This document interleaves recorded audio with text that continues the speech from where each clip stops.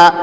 ফায়াকুলু লাস্তু হুনাকুম ফায়াকুলু লাস্তু হুনাকুম, হযরত আদম আলাইহিস সালাম বলবেন, না, সুপারিশ আমি করতে পারবো না, আমার পক্ষে আল্লাহর দরবারে তোমাদের জন্য সুপারিশ করা সম্ভব নয়।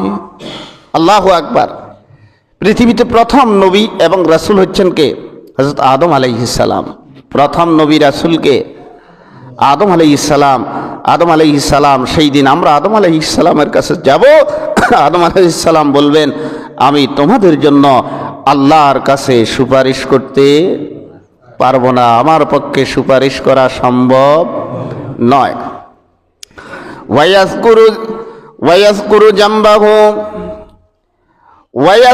জামবাহু ফায়াস্তাহি, কেন তোমাদের জন্য আল্লাহর দরবারে সুপারিশ করতে পারবো না? তোমরা তো আমারই সন্তান।